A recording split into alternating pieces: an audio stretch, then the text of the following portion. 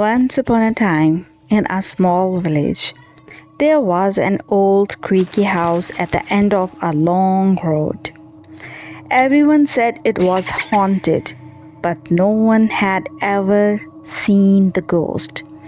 The children in the village were scared to go near it, except for one brave little girl named Lily.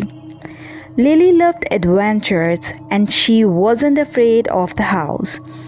One day she decided to visit it and see if the ghost was real.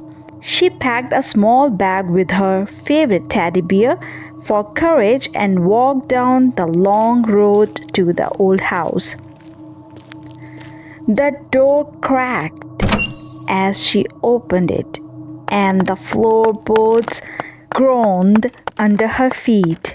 The house was dark and dusty, but Lily didn't mind. She called out, Hello? Is anyone here? Anyone here? First, there was no answer, but then a soft, friendly voice whispered. Hello. Lily turned around, and there, floating in front of her, was a little ghost.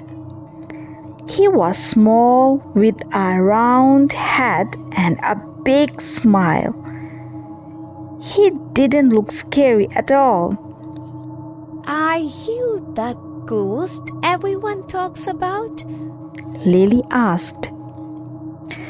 The ghost nodded. Yes, I am. I'm not a scary ghost. I'm a friendly ghost. I've been lonely in this house, with no one to talk to. Lily smiled. I can be your friend. My name is Lily. What's yours? The ghost's smile grew wider. I'm Casper. He said. Lily and Casper spent the whole afternoon together. They played hide and seek in the old house, told stories, and even shared some cookies Lily had brought. Casper showed Lily all the secret hiding spots in the house, and Lily taught Casper how to play tag. As the sun began to set, Lily knew it was time to go home. Will you be here tomorrow? She asked.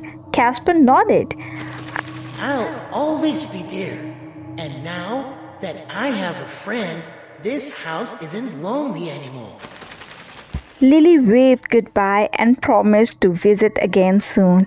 From that day on, she and Casper always together every afternoon. The old house wasn't scary anymore because everyone knew that a friendly ghost lived there. And so the house at the end of the long road became a happy place, full of laughter and fun. All thanks to a little girl named Lily and her new friend Casper and the friendly ghost. Hope you liked the story. Have a sound sleep. Good night.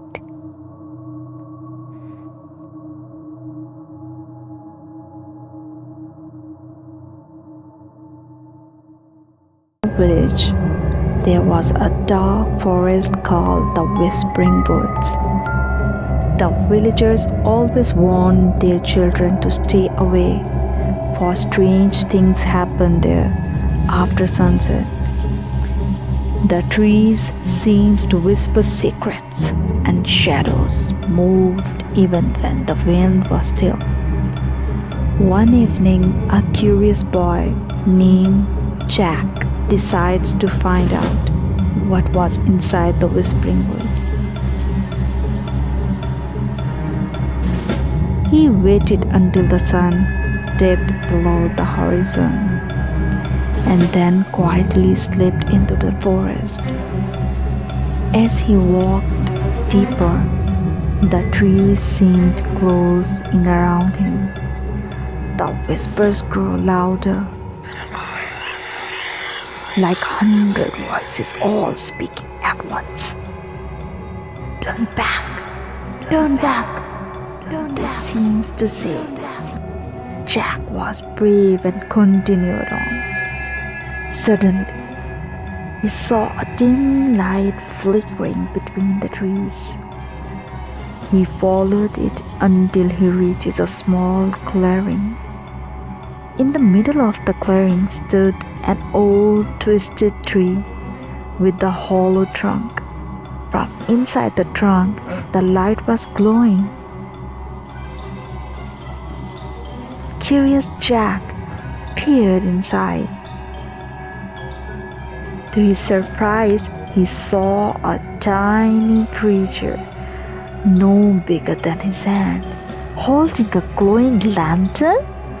The creature had large, bright eyes and a mischievous smile. Welcome, Jack.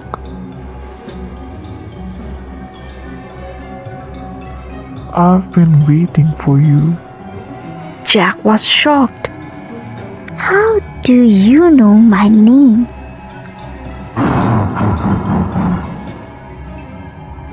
I know the name of every child who entered these woods.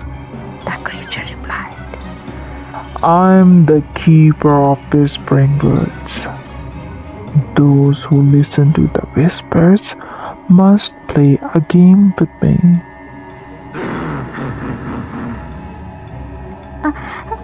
What kind of game? Jack asked, feeling a shiver run down his spine. A riddle. Said the keeper. If you answer correctly, you may leave the woods safely. But if you fail, you will stay here with me forever. Jack glummed but nodded. The keeper smiled and asked, What has roots, as nobody sees, is taller than trees. Up it goes, and yet never grows. Jack thought hard. The whispers grew louder around him, repeating the riddle. What has roots? Nobody sees. It's taller than trees. Up it goes and yet never grows. Jack thought hard. A mountain! He shouted. The keeper's eyes widened, and the light from the lantern flickered. You are correct. You may leave. Relieved, Jack turned and ran as fast as he could, the whispers fading behind him. Turn back! Turn back! Turn back! He didn't stop until he was safely out of the forest and back in the village. From that day on, Jack never returned to the whispering woods. And whenever the trees whispered at night, he made sure to stay far, far away. It's time to go to sleep. Have a sound sleep.